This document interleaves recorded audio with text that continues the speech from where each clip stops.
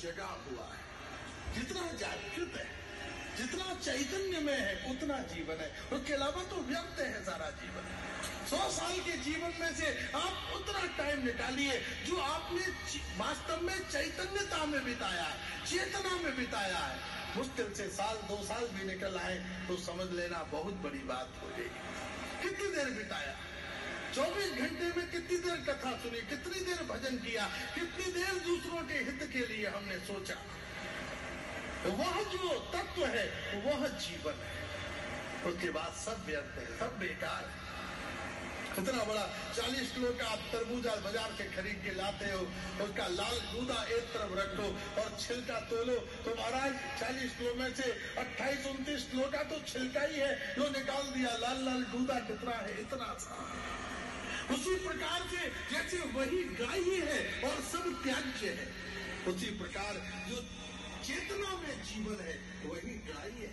जो चेतना में जीवन है, जो जागा हुआ जीवन है, जो समर्पित जीवन है, जो भजन से भरा हुआ जीवन है, जिस क्षण में आपने कृष्ण भजन किया है वह जीवन है। आपने जिस क्षण में श्री राधे श्री गोविंद, श्री राधे श्री गोविंद भगवान के चरणों को पुकारा है, वास्तव में वह जीवन है। इस पूरे 100 साल के जीवन में से उस जीवन को अलग कीजिए। जिस क्षण आप करुणा में थे, जिस क्षण आप शांत थे, जिस सद्गुरुदेव के चरणों में कोटि कोटि प्रणाम। मुझे आज भी याद है सन 2002 में महाराष्ट्र से प्रथम हमारा जो मुलाकात हुई। सर्वप्रथम मैं अध्यात्म में नहीं था, यस कबूल करता हूँ। हमारी धर्मपत्नी थी जो हमें लेके भागवत कथा में लेती है, और पहले दिन तो हम ऐसे थे, लेकिन दूसरे दिन से हमें जो एक रंग चढ़ गया भगवत का, और मैं बता नहीं सकता कि उसी में अश्रुधाराएं निकलना शुरू हो गई। पता नहीं वो कुछ जीवन के कुछ ये थे जो धोए जा रहे थे, और फिर ऐसा लगा कि महाराज से मिलना चाहिए, और मंजिरी माता जी से बात की और यहाँ पर ही आके हमने महाराज जी से अनुग्रह लिया। उस दिन का अनुभव मैं बताना चाहता हूँ। कि जिस दिन मंत्र दीक्षा ली उसको मैं आज भी भूल नहीं सकता। शरीर पे रोमांच खड़े हो जाते हैं। जैसा उन्होंने मंत्र दीक्षा दी और जो जल उसका छींटा जैसे अपने शरीर पे जैसे ये किया, मैं बता नहीं सकता वो क्या अनुभव है। अभी भी मैं उसको कभी सोचता हूँ तो गदगद सा हो जाता हूँ। तकरीबन 3 दिन तक जो आज श्री गुरुजी ने जो बताया है कि सोते जागते उठते बैठते जो मंत्र का उच्चारण होता है वो अनाहत नाद जैसा चल रहा था। वो 3 दिन तक चला मुझे और उसके बाद में फिर ये हो गया। हालांकि मैंने इस बारे में महाराज से बात भी की थी। महाराज से बोली ये सब उस वक्त की आपकी भाव के ऊपर निर्भर होता है। जब आप भाव में तन्मय होके कृष्ण के प्रति समर्पित हो जाते हो तो वो उसकी कृपा हो जाती है। इसमें किसी का यदि इसमें जो है आपका उस समय एक रूप हो जाना वो उसका कारण है। हालांकि ये बात मैं देखता हूं कि जैसे उस दिन से जीवन में परिवर्तन हुआ। और दूसरा एक प्रसंग मैं बताना चाहता हूं। जीवन बहुत संत गति से चल रहा था, अच्छी जगह पे था मैं, और अचानक से एक ऐसा कुछ हो गया कि मानो सब कुछ लूट गया। सब कुछ, कुछ भी नहीं। ये फैमिली का क्या होगा, बच्चों का क्या होगा, सब कुछ जैसे कि वो लोग बिखर गए पूरे। और उस समय पे हमारी धर्मपत्नी बोले सिर्फ माला करते रहो, जप करते रहो। मैंने सदगुरु से बात किया, महाराज से जीवन में ऐसा कुछ हुआ है? तो बोले बस कुछ नहीं, भजन को मत छोड़ना, तुम चिंतन करते रहो, चिंता मत करो। और हम उस पे रहे। लेकिन संसार तो संसार है, क्योंकि चीजें तो बहुत आती है, अप एंड डाउन हो रहा था। जो हाथ में था वो सब कुछ चला गया था। फिर ऐसी बात आ गई कि छोड़ के जाना है, यहां से छोड़ के जाना है। उसी समय कहीं से फोन आया कि we are going to appoint you as a honorary professor in Uganda. तो मित्र थे जिसने फोन किया, हम वहां पे गए, वहां से आ गए। और फिर महाराष्ट्र से कीर्ति माता जी के यहाँ पे कुछ सत्संग था, वहां मिले। तो हमारा अभी तो संसारिक है तो हमारी बात निकल गई। तो महाराज सिर्फ मुस्कुराए, बोले तुम राधा रमण जी पे पूरा भरोसा डाल दो, उनकी भक्ति करो, बाकी चिंता मत करो। और हृदय से लगा लिया। ये दोनों ही थे हम उस समय। जब मैं रो रहा था, बोल रहा था, तो बोले रोना नहीं, जीवन में मैंने तुम्हें भक्ति दी और कृष्ण मंत्र दिया। जो कृष्ण मंत्र लेता है उसको ये संसारिक चिंता के लिए रोना नहीं चाहिए। और हृदय से लगाया, तो हमारा आशीर्वाद है, तुम कर्म करते रहो, चलते रहो, सब कुछ ठीक हो जाएगा। ये मत सोचना पीछे क्या गया क्या नहीं। जो आज जो बात हो गई, तो आज भी याद आता है कि वो एक अत्यंत उच्च कोटि के, जिसको हम कहते हैं वैष्णव साधु, तो मैं तो कहता हूं अनंत कोटि ब्रह्मांड नायक महाराजाधिराज परम सदगुरु हमारे सदगुरुदेव थे, जिनके वाक्य में वो सिद्धि थी। जो बोला उन्होंने वैसे ही होते गया, धीरे धीरे परिवर्तन हो गया। और आज ईश्वर की कृपा से हम अच्छी जगह पे विद्यमान हैं। और उन्हीं के आशीर्वाद से आज हमारा बेटा, जो कि मुझे पहले लग रहा था इसका एजुकेशन कैसे होगा, आज वो डॉक्टर हो गया है और वो भी अच्छी जगह पे है। बिटिया का भी अच्छा एजुकेशन हो गया। सब ये ईश्वर की कृपा। और मैं यही बोलना चाहता हूं कि जो सदगुरुदेव ने कहा है कि तुम चिंता छोड़ो, चिंतन करो, ईश्वर के प्रति समर्पित रहो, उनके बारे में बोलने के लिए मेरे पास शब्द अपूरे हैं, शब्दातीत है। शब्दों से उनका मैं वर्णन भी नहीं कर सकता हूँ। यही कहता हूँ कि जैसा वो एक ऐसी विभूति थी कि जिनके पास जाने के बाद इंसान अपने दुख भूल जाता था। जैसे हमारे जैसे जो थे, वह तो एक पतित था, मुझे कहाँ धर्म, कहाँ ज्ञान, कहाँ भक्ति का कुछ नहीं था। ऐसे एक मिट्टी में पड़े हुए इंसान को उठा के उन्होंने अपने हृदय से लगाया। ये उनकी सबसे बड़ी महानता थी। वो किसी को भी वो ऊंच नीच का भेद नहीं देखते थे, सबको अपने हृदय से लगाते थे। और वो हृदय से जो स्पंदन, जो हरिनाम संकीर्तन का उनका जो भक्तिमय स्पंदन था, वो आपको मिल ही जाता प्रसाद। और जिसको प्रसाद मिला वो जीवन में कभी पीछे नहीं आया, वो हमेशा निरंतर उसको मार्ग मिलते गए। और मैं यही कहना चाहता हूँ कि आज के इस प्रसंग में सदगुरुदेव के वचनों को जो भी पालन करेगा उसको जीवन में कभी भी हार नहीं मिल सकती, कभी हार नहीं मिल सकती। ऐसे सदगुरुदेव के चरणों में कोटि वंदन करता हूँ। गुरुर् ब्रह्मा गुरुर् विष्णु गुरुदेव महेश्वर गुरु साक्षात परम ब्रह्म तस्मै श्री गुरुवे नमः।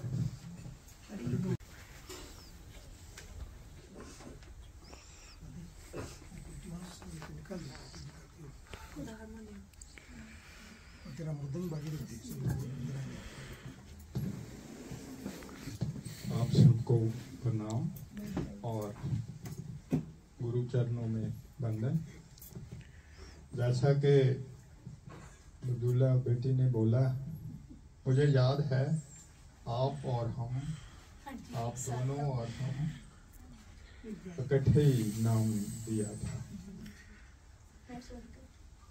तो ऐसे पता चला या इन्होंने बोला कि भागवत कथा है, यही रूम था, कॉर्नर में बैठते थे और 3-4 घंटे महाराज श्री हिलते तक नहीं थे। उनकी वाणी सुनकर, उनकी वाइब्रेशन से ऐसा मन हुआ कि गुरु धारण करना है। तो बस वो वाइब्रेशन से अट्रैक्शन हुई, तो हम जहाँ तकरीबन रोज आते रहे इधर पार्कलैंड से, तो बस नाम लिया और उसके बाद उनकी कथा सुनते रहे। विभूई में सुनी, राम मंदिर में हुई, वहाँ मुझे उसको एमसी का रोल भी उन्होंने दिया था, और वहाँ एसएसडी में, विभूई में हमारे घर भी 2 दफा आए, और उसके बाद छोटे महाराज श्री आए और राजू के घर पर उनका प्रोग्राम था, यहाँ भी था। एक कंटिन्यूटी जो रही उससे वो मन पर हमेशा छाए रहते हैं और ध्यान रहता है जब भी।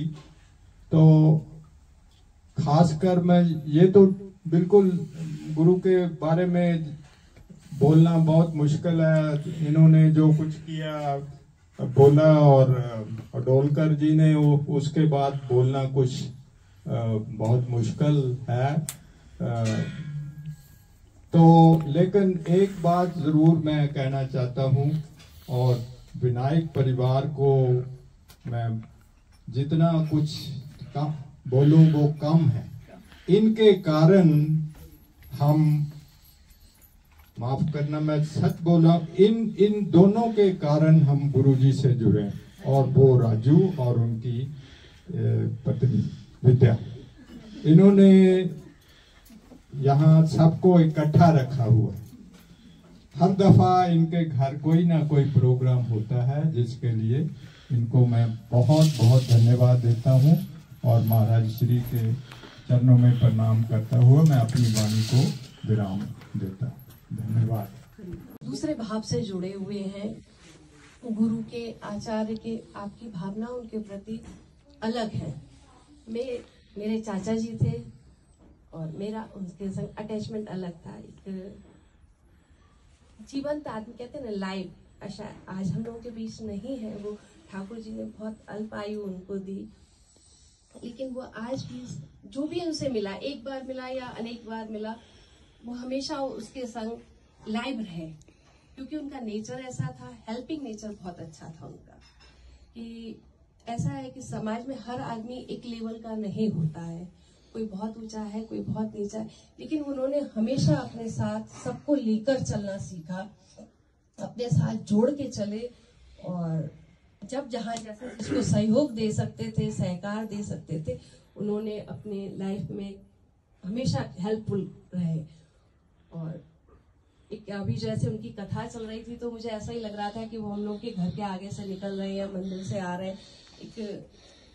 एक अनुभव रहे आदमी के पास उनका, तो थोड़ा है लेकिन बहुत कुछ, समझे कि वो बहुत अच्छे आदमी थे। आज अगर शायद मैं उस समय नैरोबी में होती और वो आते, तो शायद हम लोग का एक अलग वो रहता।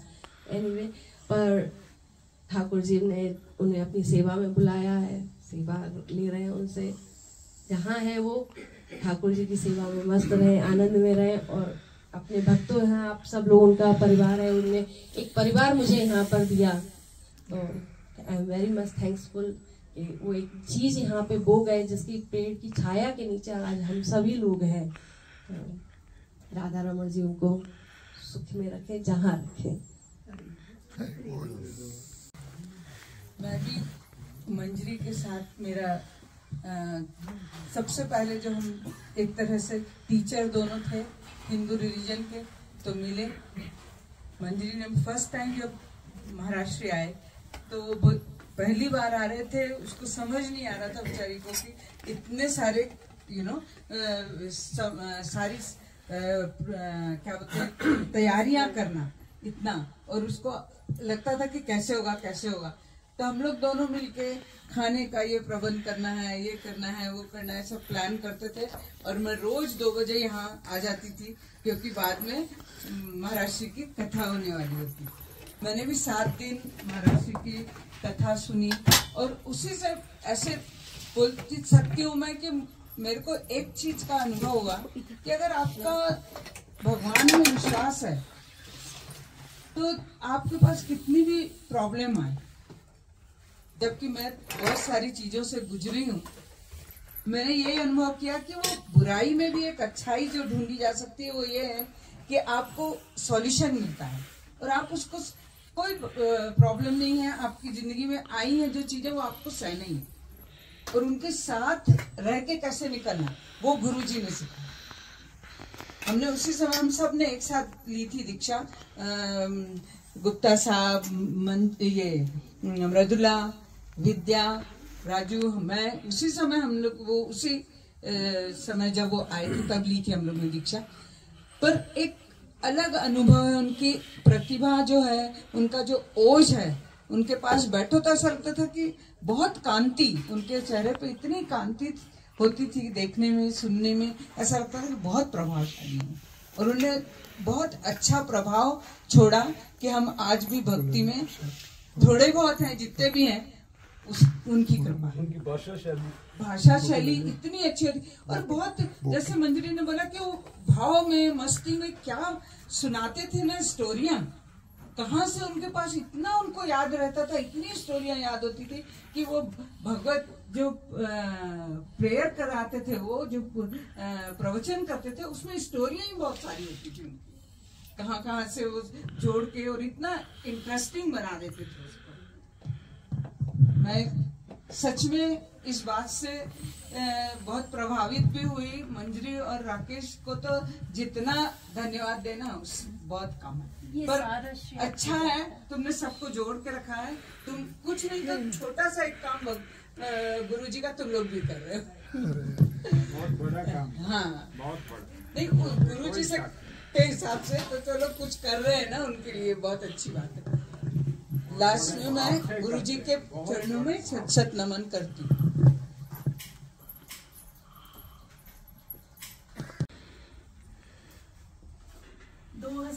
में हम लोग दुबई से शिफ्ट होके यहाँ आए थे और बहुत हेलो, हाँ जी, तो हम बहुत ही निराश थे कि यहाँ का माहौल बिल्कुल अलग था। हम रो रहे थे कि नहीं, हमें वापस जाना है, बेशक इंडिया चलो मगर यहाँ नहीं रहना। मगर मंत्री जी और भैया के उन्होंने हमें इनवाइट किया कि नहीं महाराष्ट्र आ रहे हैं, आप आइए यहाँ पे और भागवतम शुरू हो रही है तो आप इसे अटेंड करें। तो हम परिवार सहित यहाँ पे हमने आना शुरू किया और भागवतम सुनना शुरू किया। तो उनका इतना अट्रैक्टिव वो था अपना प्रवचन, इतना उनका कि मैं उन पूरे 7 दिनों में 7 रात सो नहीं पाई।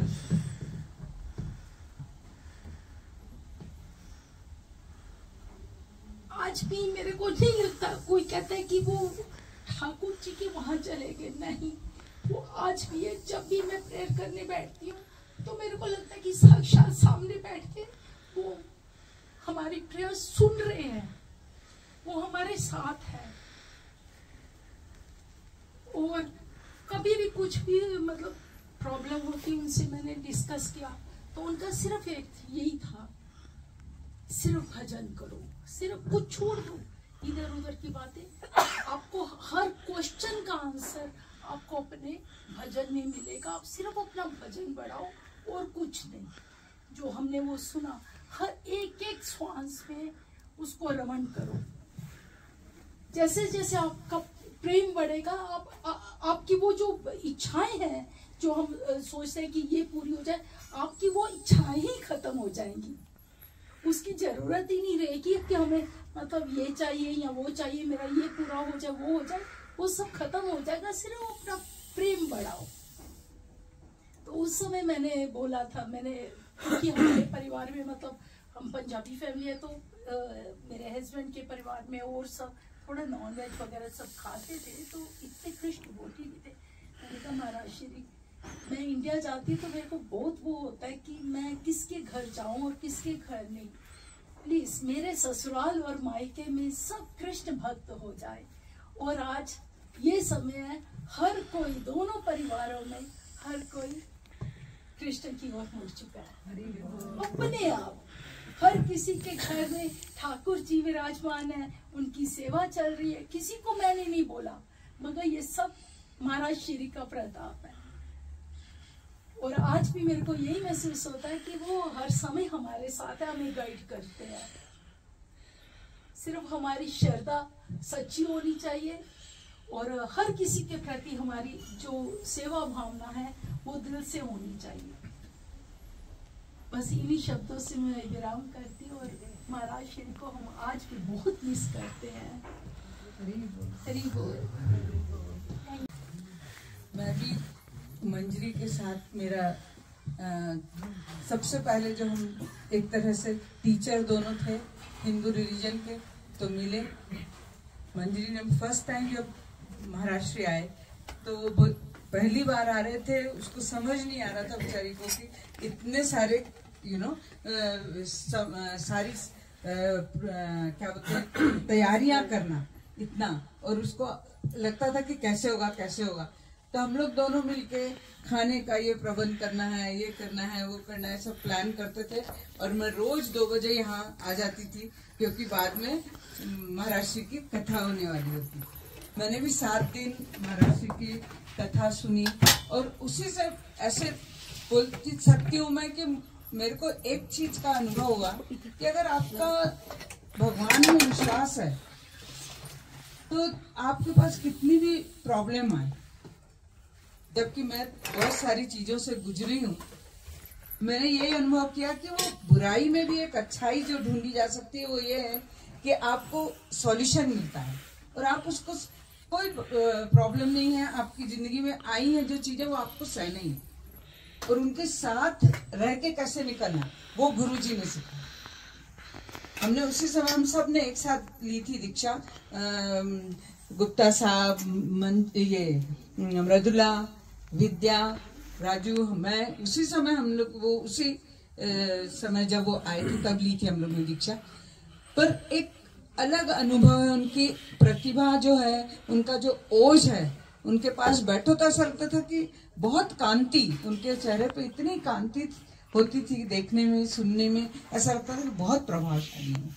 और उन्होंने बहुत अच्छा प्रभाव छोड़ा कि हम आज भी भक्ति में थोड़े बहुत हैं, जितने भी हैं उनकी कृपा। उनकी भाषा शैली इतनी अच्छी होती और बहुत, जैसे मंजरी ने बोला कि वो भाव में मस्ती में क्या सुनाते थे ना स्टोरियां, कहाँ से उनके पास इतना उनको याद रहता था, इतनी स्टोरियां याद होती थी कि वो भगवत जो प्रेयर कराते थे, वो जो प्रवचन करते थे, उसमें स्टोरियां ही बहुत सारी होती थी उनकी, कहाँ कहाँ से वो जोड़ के और इतना इंटरेस्टिंग बना देते थे उसको। मैं सच में इस बात से बहुत प्रभावित भी हुई। मंजरी और राकेश को तो जितना धन्यवाद देना उस बहुत कम है, पर अच्छा है तुमने सबको जोड़ के रखा है। तुम कुछ नहीं तो छोटा सा एक काम गुरुजी का तुम लोग भी कर रहे हो। बहुत बड़ा काम। हाँ बहुत बड़ा। नहीं, गुरुजी से के हिसाब से, तो चलो कुछ कर रहे हैं ना उनके लिए, बहुत अच्छी बात है। लास्ट में मैं गुरुजी के चरणों में शत शत नमन करती हूँ। पहचान तो राकेश भाई और मंजरी ने करा। सबसे पहले महाराज श्री इधर आए तब सब लोग दीक्षा ले रहे थे, तो मैंने भी मेरा वाइफ को बोला कि हम गुरु ढूंढने के जाते हैं, उसके बदले वृंदावन से गुरु जी आए हैं तो हम उसकी दीक्षा ले लेते हैं। दीक्षा ले लिया था इसके बाद उसकी कितनी कथा हुई सुनी, इधर फिर पे भी आए थे। फिर मेरा एक दफा मेरा भाई बहुत बीमार हो गया था, उसको पैराथायरॉयड हुआ था, मीन्स पीछे इधर 4 पॉइंट होता है, वो कैल्शियम बनाता है बॉडी में, वो जो बंद हो जावे तो आदमी मर जाता है। तो उसका पैराथायरॉयड हो गया था। ऐसे डॉक्टर बोलते हैं कि थायराइड का केस बहुत आते हैं, लेकिन ईयर में पैराथायरॉयड का एक ही केस आता है।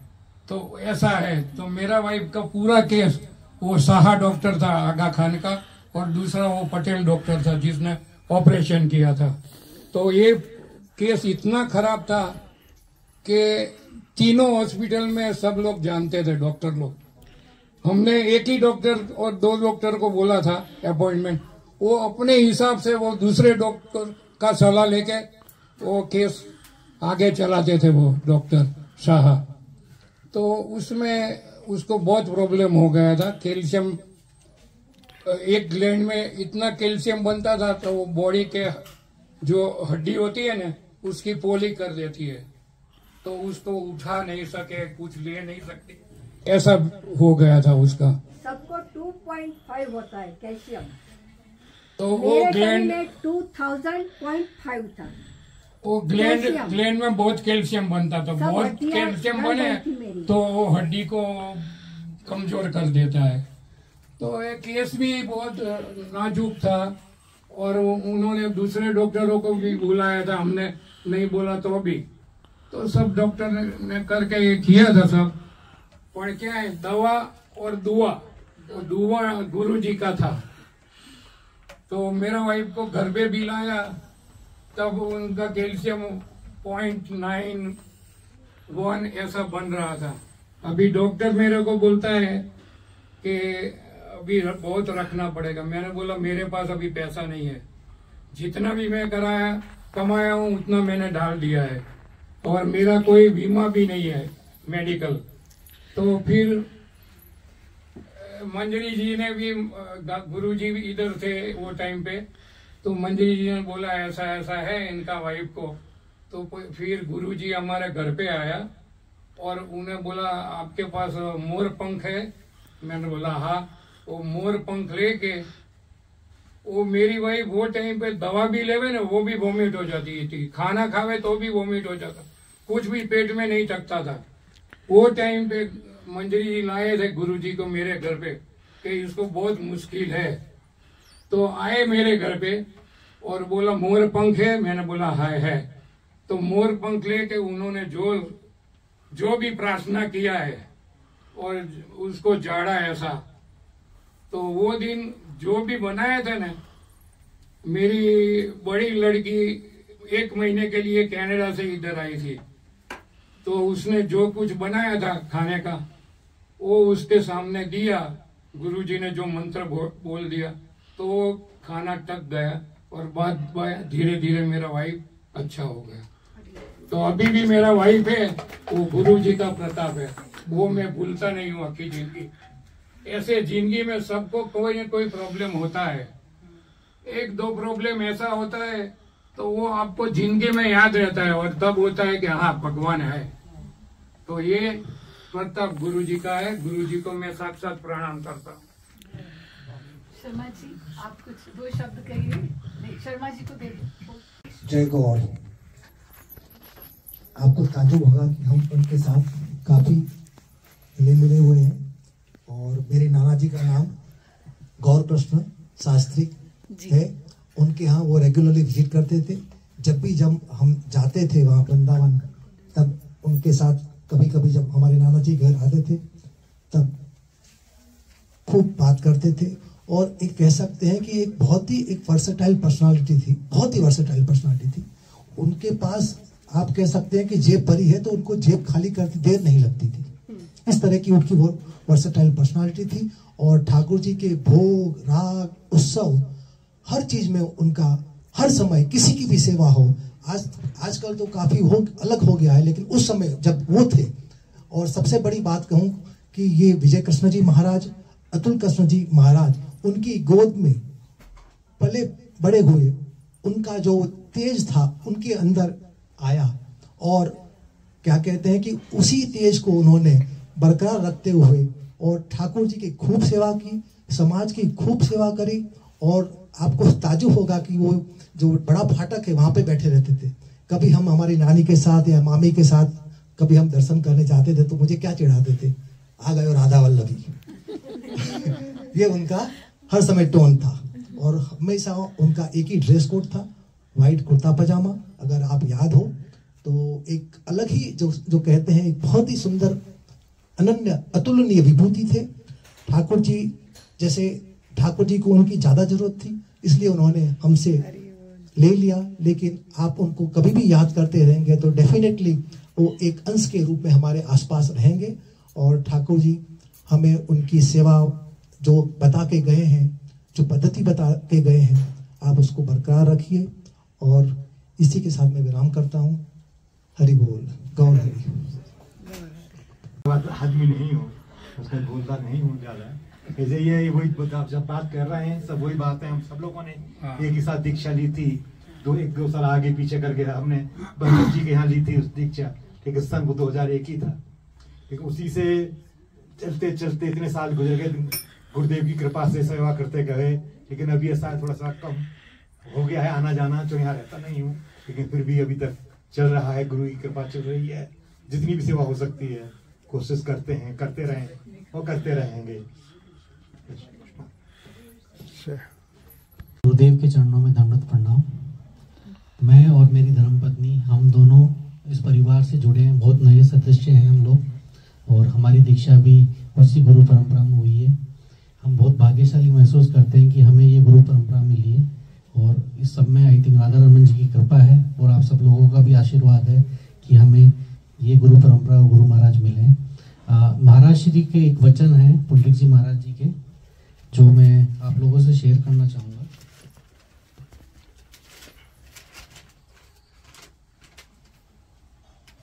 महाराज जी कहते हैं कि गोविंद पर कहना सरल है, पर गुरु पर कहना बहुत कठिन है। तो गुरु की महिमा का कुछ भी अपन को कहना है, कुछ भी गुरु के बारे में कहना बहुत बहुत कठिन है। वो ये भी कहते हैं कि हम सब गुरु की कृपा से ही भक्ति को प्राप्त करते हैं, गुरु ही हमें गोविंद से मिलाते हैं। उन्होंने एक कबीर जी का दुआ कहा। कबीर जी कहते हैं,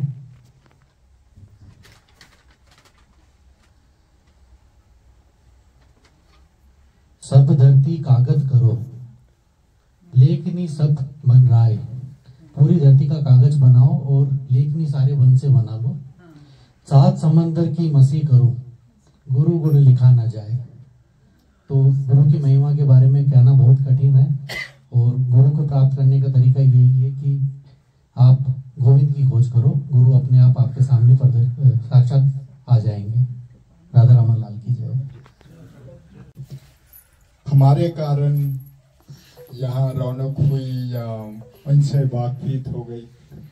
मैं फिर वही रिपीट करता हूँ कि इनकी जो एफर्ट, इनका महाराज जी ने अभी किया, भाव होना चाहिए। इनका जो भाव था ना, उसके कारण सब लोग जुड़े। They were very honest and dedicated to this, to Rakesh bhai and मंजरी। हाँ, उसके हिसाब से गुरुजी मिले। हाँ, हम नहीं जानते मेहनत करते हैं गुरुजी को। अभी एज के हिसाब से गाड़ी चलाना नहीं हो सकता, तो she arranges for my transport to come to. बहुत सारी चीजें जो तो आउट ऑफ द वे जाके, हाँ, आउट ऑफ द वे जाके ये लोग दोनों, मियाँ बीवी और राजू का भी बहुत सहयोग है, बहुत दोनों का बहुत इन्होंने सेवा की। और आज संडे है, तो पिछले वीक से मैं ये मुरारी बाबू की कथा आ रही है वृंदावन में, तो वो सुन रहा था। वो बहुत 1981 से थोड़ा सुनने का मौका मिलता है तो अच्छा। तो वहाँ इस कथा में मुरारी बाबू जी ने इनके पिता श्री अतुल देव जी महाराज का मेंशन किया। वो वहाँ इनके आश्रम में जाते थे, उन्होंने मेंशन किया और हमने वो देखा गुरु माता उधर बैठे हुए हैं और उनका फ्रंट में।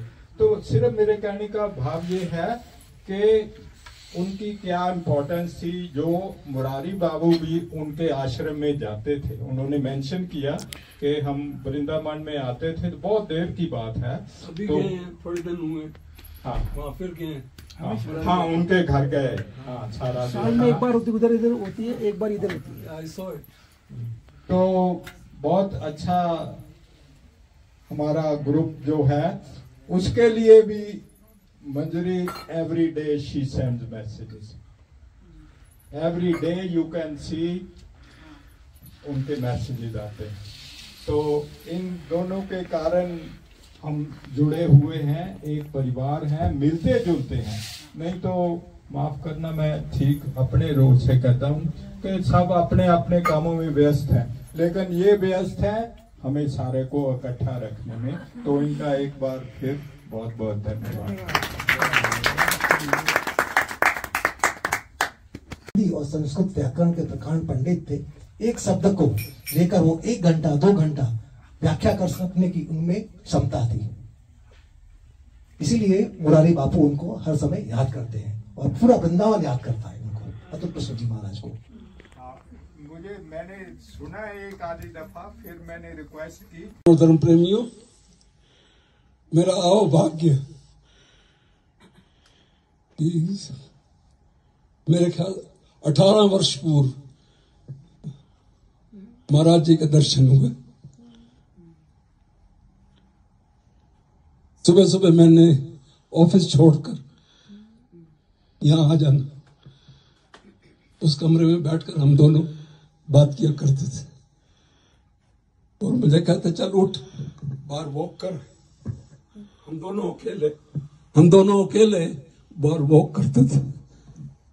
तो उनके सानिध्य में जो कुछ सुनने को, जो कुछ सीखने को मिला, धन्य हो गया। तो अब ऐसे मौके के ऊपर उनकी अनुपस्थिति जो है वो सराहनीय नहीं, सहारी नहीं जा सकती। लेकिन उनके चिन्हों पर अगर चलना है तो जो उन्होंने अभी अभी वाक्य बोले हैं, उन्हीं को जीवन में अगर उतार सके तो हमारा जीवन धन्य हो जाए। क्योंकि भगवान के साथ उन्होंने प्रेम करना सिखाया, सौदा करना नहीं। इतने ही सौदे अभी हमने सुने, तो वो एक हास्यप्रद जीवन था जो लोग सौदे करते हैं। वास्तविक जीवन जो है वो प्रेम का जीवन है, बिना किसी कंडीशन के। अनकंडीशनल लव जो है, ये कहना उन्होंने हमको सिखाया है इस जीवन के अंदर। और आगे चल करके उनके सुपुत्र पुंडरीक जी उसी चीज को उन्हीं के कदमों पर चलते हुए आगे और भी जो है उनका वक्तव्य सुनने को मिलते हैं। तो उसमें भी बड़ी शालीनता है, वही गुण हैं अपने दादाजी के, अपने पिताजी के। आशा करते हैं कि आगे चलकर वो भी अपने परिवार की तरह उनके जो भाव थे, उनका जो कृष्ण के प्रति प्रेम था, उसको आगे बढ़ाएंगे और उनके जो भक्त लोग हैं उससे अपना जीवन धन्य करेंगे। तो इन चंद शब्दों के साथ मैं अपनी श्रद्धांजलि स्वामी जी के चरणों में पेश करता हूँ। हरि बोल। जी बहुत पहले में प्रणाम। महाराज श्री जब इधर यहाँ पे आने वाले थे, राकेश जी के घर में कथा थी, तो मंजरी माता जी ने हमको इस्कॉन टेम्पल में कार्ड दिया था कि हमारे घर पे कथा है।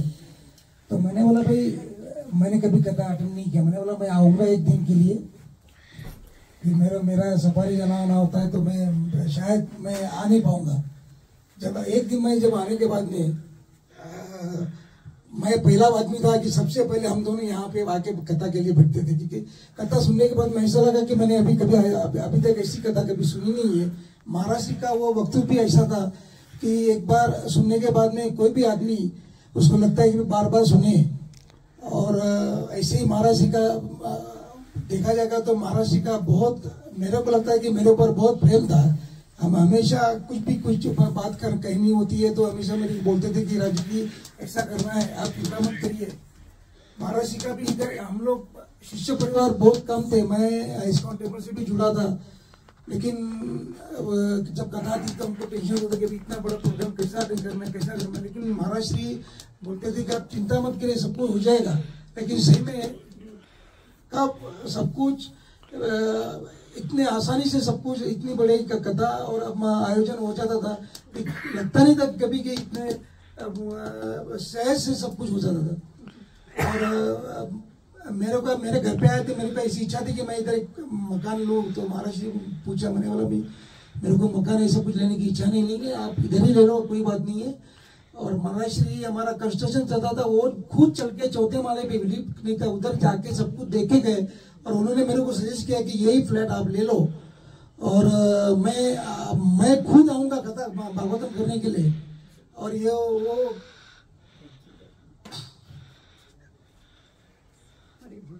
आए ना पुंडरीक महाराज उन्हीं के रूप में आए, महाराज आए, पुंडरीक महाराज आए, उन्हीं के नहीं पहुंच सके वो, सॉरी।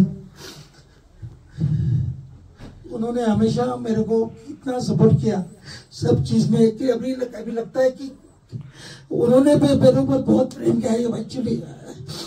हरे कृष्ण।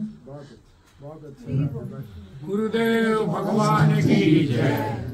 महाराज के चरणों में कोटि कोटि प्रणाम।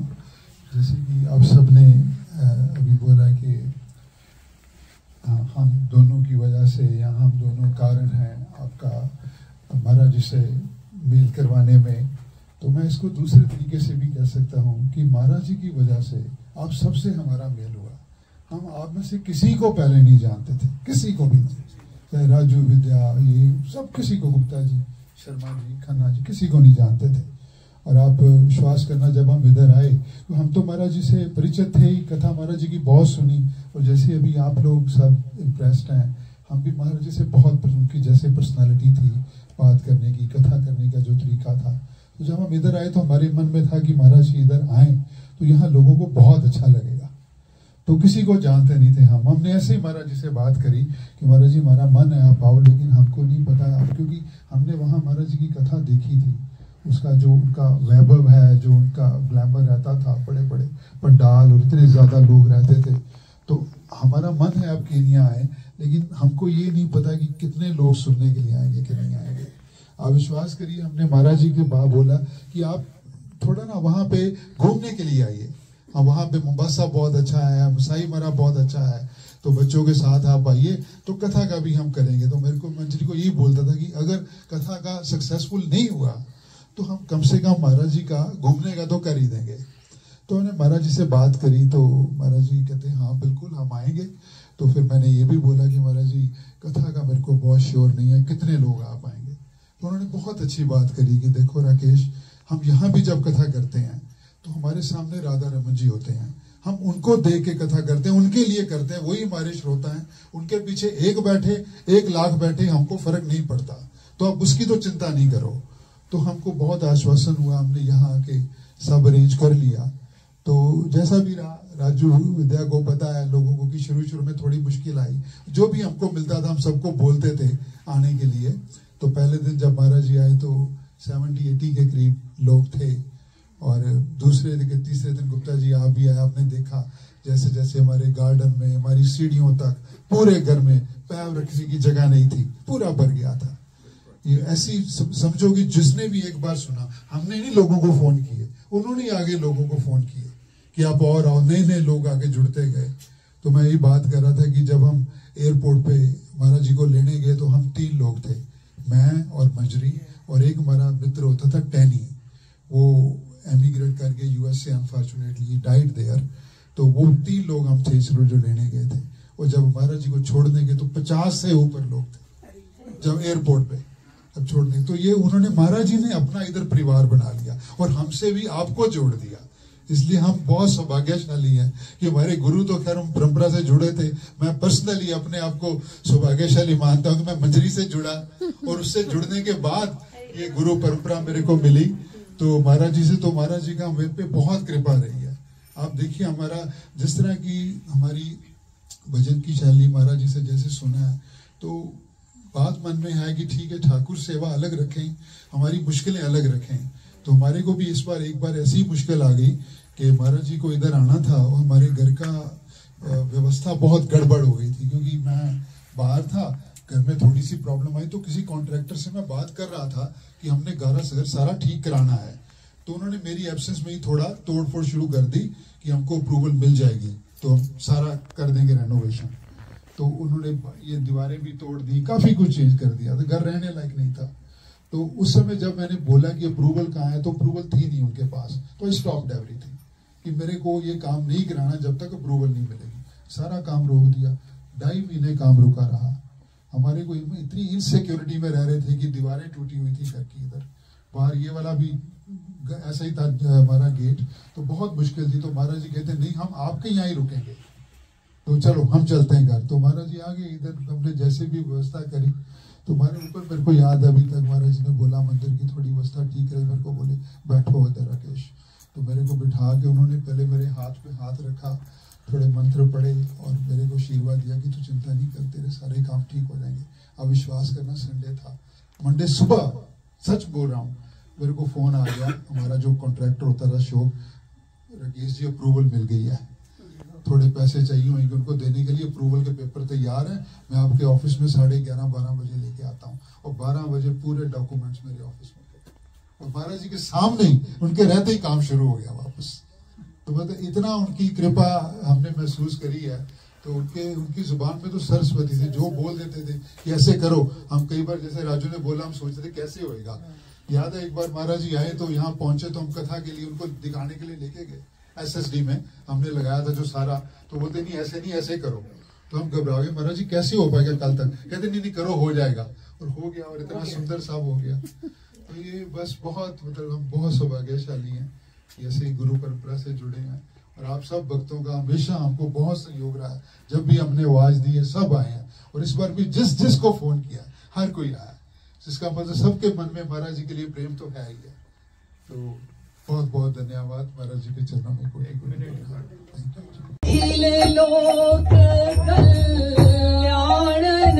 कल्याणकारी अखिल